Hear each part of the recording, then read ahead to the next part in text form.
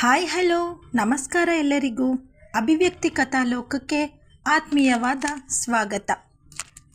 ಉಸಿರಾದೆ ನೀ ಜೀವಕ್ಕೆ 58ನೇ ಎಪಿಸೋಡ್ನ ಇವಾಗ ಶುರು ಮಾಡೋಣ. ಆದರೆ ಆರುಷಿ ನಗುತ್ತಾ ಅಲ್ಲಿನ ವಾತಾವರಣವನ್ನು ತಿಳಿಯಾಗಿಸುವ ಸಲುವಾಗಿ ಓಜಸ್ ತನ್ನ ಆಫೀಸ್ ಪಾರ್ಟಿಗೆ ಗೆಸ್ಟ್ ಆಗಿ ಬಂದಿದ್ದರು. ಅಂದು ಪಾರ್ಟಿಯಲ್ಲಿ ಹೀಗೆ ಡಾನ್ಸ್, ಊಟ, ಡ್ರಿಂಕ್ಸ್ ಅಂತ ಇದ್ದಿದ್ದೆಲ್ಲ ಕಾಮನ್. ಆಗಲೇ ತನಗೂ ಓಜಸ್ಗೂ ಸಹ ಗೆಳೆತನ ಬೆಳೆದದ್ದು ಅಂತ ಹೇಳಿದ್ಲು. ಸಿಸ್ಟರ್, ನೀವಾಗಿರುವ ಹೊತ್ತಿಗೆ ಹೋಚು ಬುದ್ಧಿ ತಿಳಿದು ಅವನನ್ನು ವಹಿಸ್ಕೊಂಡು ಮಾತಾಡ್ತಾ ಇದ್ದೀರಾ. ಅದೇ ನನ್ನ ತಂಗಿ ಸತ್ಯ ಆಗಿದ್ದರೆ ಇಷ್ಟೊತ್ತಿಗೆ ಕೈಗೆ ಸೌಟು ಇಲ್ಲ ಲಟ್ಟಣಿಗೆ ತೊಗೊಂಡಿರೋಳು. ಅವಳು ಗಂಡನ ವಿಷಯಕ್ಕೆ ಬಂದಾಗ ತುಂಬಾ ಪೊಸೆಸಿವ್. ನಮ್ಮ ಭಾವ ಕೂಡ ಹಾಗೇನೆ, ಸತ್ಯನ ಬಿಟ್ಟು ಬೇರೆ ಹೆಣ್ಣಿನ ಕಡೆಗೆ ಕಣ್ಣೆತ್ತಿ ನೋಡಲ್ಲ ಎಂದು ಹೇಳಿದವನು. ಆದರೆ ಹಣದ ವಿಷಯಕ್ಕೆ ಬಂದಾಗ ಬೇರೆಯವರ ಹಣವನ್ನು ತನ್ನದೇ ಅಂತ ಹೇಳುವಂತಹ ಮೋಸಗಾರ, ದುರಾಸೆ ಬುರುಕ ಮೆಲ್ಲಗೆ ಗೊಣಗಿದ್ದ. ಆರುಷಿ ಅವನ ಮಾತು ಕೇಳಿ ನಿಟ್ಟುಸಿರು ಬಿಟ್ಟವಳು, ನಾನು ಈಗ ಈ ಮನೆ ಸೊಸೆ, ನನಗ್ಯಾಕೆ ಆ ಸಿಂಹನ ಸಹವಾಸ ಅಂತ ಊರಿಗೆ ವಾಪಸ್ ಹೊರಟು ಹೋಗುವ ಮನಸ್ಸಾಗ್ತಿಲ್ಲ. ಹಾಗಂತ ಆ ಸಿಂಹನ ಹಾಗೆ ಈ ಆಸ್ತಿಯಲ್ಲಿ ನನಗೆ ಪಾಲಿದೆ ಅನ್ನೋ ಕಾರಣಕ್ಕೆ ಯುದ್ಧ ಮಾಡೋ ಮನಸ್ಸು ಇಲ್ಲ. ಮನೆ ಅಳಿಯ ಅಂತ ನಂಬಿಕೊಂಡು ಮನೆಯ ಹಿರಿಯರು ಎಲ್ಲ ಜವಾಬ್ದಾರಿಯನ್ನು ಅವ್ರಿಗೆ ವಹಿಸಿದರೆ ನಂಬಿಕೆ ದ್ರೋಹ ಮಾಡ್ತಾ ಇದ್ದಾರಲ್ಲ. ಅಲ್ಲದೆ ಓಜಸ್ ಹಾಗೆ ನನ್ನನ್ನು ಈ ಮನೆಯಿಂದ ದೂರ ಇರಿಸಲು ಇನ್ನಿಲ್ಲದ ಪ್ರಯತ್ನ ಪಡ್ತಾ ಇದ್ದಾರಲ್ಲ ಯಾಕೆ? ಮಹೇಂದ್ರಣ್ಣನ ಸಹ ಮನೆಯವರ ಕಣ್ಣಲ್ಲಿ ಕೆಟ್ಟವರನ್ನಾಗಿಸಿ ಮನೆಯಿಂದ ದೂರ ಇರಿಸಿದ್ದಾರೆ. ಅಂತೂ ಈ ಮನೆಯ ಗಂಡು ಮಕ್ಕಳನ್ನು ಮನೆಯಿಂದ ಒಂದಿಲ್ಲೊಂದು ರೀತಿಯಲ್ಲಿ ದೂರ ಮಾಡಿ ಇಡೀ ಮನೆಯ ಚುಕ್ಕಾಣಿ ತನ್ನ ಕೈಗೆ ತೆಗೆದುಕೊಂಡು ಮಾವನ ಪೂರ ಆಸ್ತಿಯನ್ನು ತಾನೊಬ್ಬನೇ ಅನುಭವಿಸಲು ಅವರು ಹಾಕ್ಕೊಂಡಿರೋ ಪ್ಲ್ಯಾನ್ ಸಕ್ಸಸ್ ಆಗಬಾರ್ದು. ನಾವು ಇಲ್ಲಿಂದ ಹೊರಡುವ ಮುನ್ನ ಮಹೇಂದ್ರಣ್ಣನಿಗೆ ಈ ಮನೆಯವರ ಪ್ರೀತಿ, ವಾತ್ಸಲ್ಯ, ನಂಬಿಕೆ ಮತ್ತೆ ಸಿಗುವಂತೆ ಮಾಡಬೇಕು. ಹಾಗೆ ಅಣ್ಣನನ್ನು ಮದುವೆಗೆ ಒಪ್ಪಿಸಿ ಆದಷ್ಟು ಬೇಗ ಇವರಿಗೂ ಮದುವೆ ಮಾಡಿಸಿ ಗಂಡ ಹೆಂಡತಿ ಅದೇ ಮನೆಯಲ್ಲಿ ಸುಖವಾಗಿ ಸಂಸಾರ ಮಾಡಿಕೊಂಡಿರುವಂತೆ ಮಾಡಬೇಕು. ಜಾನಕಿ ಅಣ್ಣನ ಹೆಂಡತಿ ಅವರನ್ನು ಭೇಟಿಯಾಗಿ ಯಾವ ಕಾರಣಕ್ಕೆ ಅಣ್ಣ ಆತ್ಮಹತ್ಯೆ ಮಾಡಿಕೊಂಡ್ರು, ನೀವ್ಯಾಕೆ ಮನೆಯಿಂದ ಹೊರಟು ಹೋದ್ರಿ ಅಂತ ಕೇಳಿ ಅದೇ ಸತ್ಯದ ಅನಾವರಣ ಮನೆಯವರ ಎದುರಿಗಾಗುವಂತೆ ಮಾಡಬೇಕು.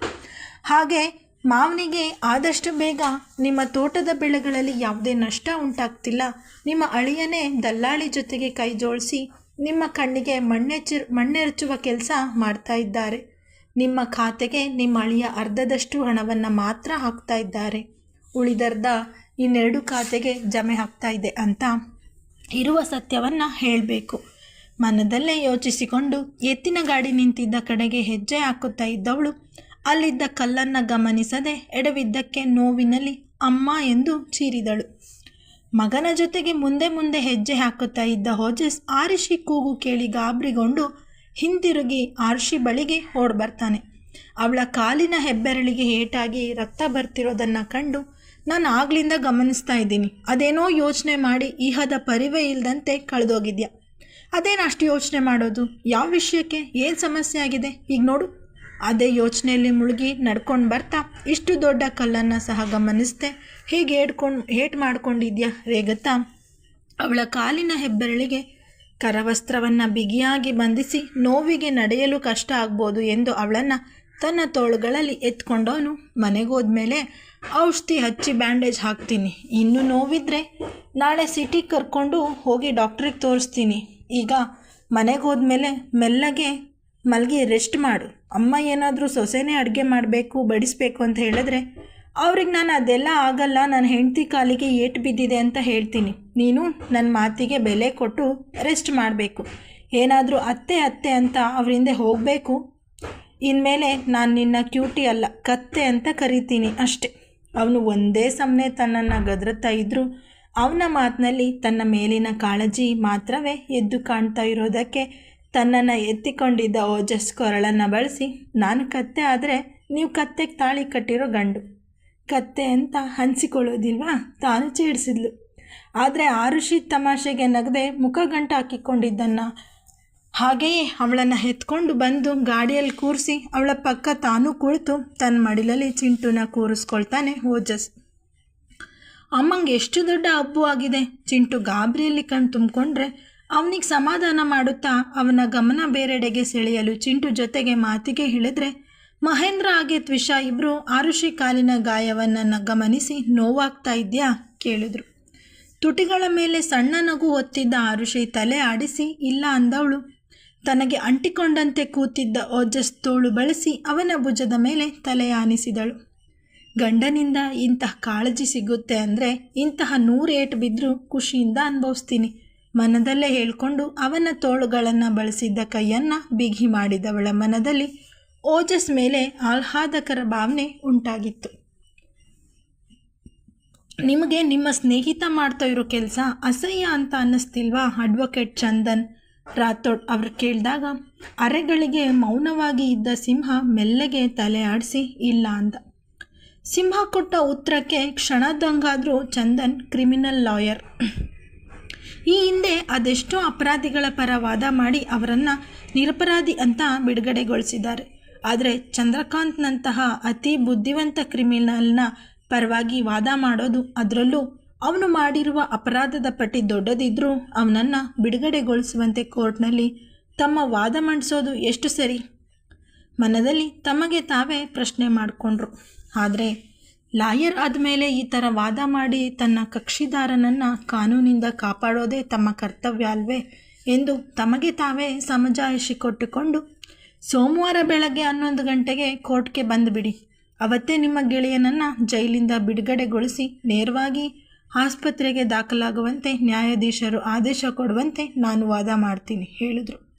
ಆದರೆ ತಾನು ಹೇಗೆ ಕೋರ್ಟಿಗೆ ಬಂದು ಚಂದ್ರಕಾಂತನ ತನ್ನ ಗೆಳೆಯ ಅಂತ ಎಲ್ಲರಾದ್ರೂ ಮುಕ್ತವಾಗಿ ಹೇಳ್ಕೊಳ್ಳೋಕೆ ಸಾಧ್ಯ? ಸುಮಾರು 5 ವರ್ಷ ಆಗ್ತಾ ಬಂತು. ಅವನನ್ನು ಸಿಂಹ ನೇರವಾಗಿ ಕಂಡು ಮಾತಾಡಿಸಿದ್ದೇ ಇಲ್ಲ. ಸಿಂಹನ ಮೊಬೈಲ್ಗೆ ಅವನೇ ಯಾವಾಗಲಾದರೂ ಫೋನ್ ಮಾಡಿ ಮಾತಾಡ್ತಿದ್ದ. ಆದರೆ ಚಂದ್ರಕಾಂತ್ನ ಬೇನಾಮಿ ಬ್ಯಾಂಕ್ ಅಕೌಂಟ್ ಮಾತ್ರ ಸಿಂಹ ನಿರ್ವಹಣೆ ಮಾಡ್ತಾ ಇದ್ದ. ಆದರೂ ಅಲ್ಲದೆ ಈ ಕೇಸ್ ಹಿಯರಿಂಗ್ ಇದ್ದಾಗ ಚಂದ್ರಕಾಂತ್ ಮೇಲೆ ದೂರು ಕೊಟ್ಟಿರುವ ಆರುಷಿ ಓಜಸ್ ಸಹ ಅಂದು ಕೋರ್ಟ್ಗೆ ಬರುವ ಸಾಧ್ಯತೆ ಇದೆ.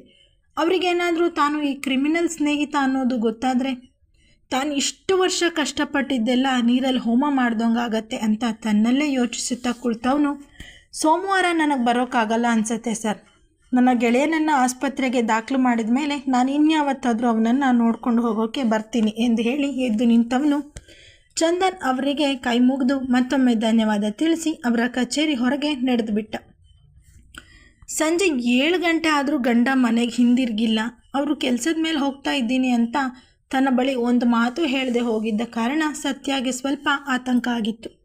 ಅಲ್ಲದೆ ಬೆಳ್ಳಿ ಸಹ ಅಪ್ಪ ಎಲ್ಲಿ ಅಂತ ಆಗಲೇ 10 ಸಲ ಕೇಳಿದ್ರಿಂದ ಸಿಂಹನಿಗೆ ಕರೆ ಮಾಡಿ, ರೀ ಅಪ್ಪನ ಹತ್ರ ಏನೋ ಕೆಲಸ ಅಂತ ಹೇಳಿ ನೀವು ಮಧ್ಯಾಹ್ನ ಹೋಗಿದ್ದು, ಇಷ್ಟೊತ್ತಾದರೂ ಮನೆಗೆ ವಾಪಸ್ ಬಂದಿಲ್ಲ, ಎಲ್ಲಿದ್ದೀರಾ ಆತಂಕದಲ್ಲಿ ಕೇಳಿದ್ಲು.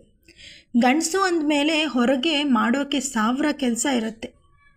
ಏನು ನಿನಗೆಲ್ಲನೂ ಹೇಳಿ ನೀನು ಅನುಮತಿ ಪಡ್ಕೊಂಡೇ ಹೋಗಬೇಕಾ ಕೇಳಿದ್ರೆ, ನಿನ್ನಪ್ಪನ ಆಸ್ತಿ ನೋಡಿಕೊಂಡು ನಿಮ್ಮ ಮನೆ ಅಳಿಯನಾಗಿ ಬಿದ್ದಿದ್ದೀನಿ ಅಂದ ಮಾತ್ರಕ್ಕೆ ನಿನ್ನ ಮನೆ ಜೀತಕ್ಕಿದ್ದೀನಿ ಅಂತ ತಿಳ್ಕೋಬೇಡ. ತುಸು ಖಾರವಾಗಿ ಮಾತಾಡಿ ಕರೆ ತುಂಡರಿಸ್ಬಿಟ್ಟ. ನಿಟ್ಟುಸಿರು ಹೊರದಬ್ಬಿ, ಬೆಳ್ಳಿ ಅಪ್ಪನಿಗೆ ಇನ್ನೂ ಸ್ವಲ್ಪ ಕೆಲಸ ಇದೆಯಂತೆ, ನಾನು ಬರೋದು ತಡ ಆಗ್ಬೋದು, ನೀನು ಊಟ ಮಾಡಿ ಮಗು ರೆಸ್ಟ್ ಮಾಡ್ತಾ ಇರಿ ಅಂತ ಹೇಳಿದ್ರು. ಜಾಣ ಅಲ್ವಾ, ಈಗ ಅಳು ನಿಲ್ಲಿಸಿ ಸ್ವಲ್ಪ ಹೊತ್ತು ಆಟಾಡ್ತಾ ಇರು, ಅಡುಗೆ ರೆಡಿ ಆದ ತಕ್ಷಣ ನಿನಗೆ ಮಮ್ಮು ತಿನ್ನಿಸ್ತೀನಿ ಹೇಳಿದ್ರೆ ತಲೆ ಆಡಿಸಿ ಬೇಡ ಅಂದವಳು ಇನ್ನು ಮುಖ ಊದಿಸ್ಕೊಂಡು ಸೋಫಾ ಮೇಲೆ ಕೈ ಕೊಟ್ಟು ಕುಳಿತುಬಿಟ್ಲು. ಬೆಳ್ಳಿ ತಗೋ ಚಾಕೆಟ್, ಸೂಪರ್ ಆಗಿದೆ, ಇದರಲ್ಲಿ ನಟ್ಸ್ ಇದೆ ಎಂದು ಹೇಳಿ ಅವಳ ಕಡೆಗೆ ಚಿಂಟು ಚಾಕ್ಲೇಟ್ ಹಿಡಿದರೆ ಮುಖ ಪಕ್ಕಕ್ಕೆ ಹಾಕಿ ಅವನ ಕೈಯನ್ನು ಹೊರಟಾಗಿ ಹಿಂದಕ್ಕೆ ಸರಿಸಿದ್ಲು.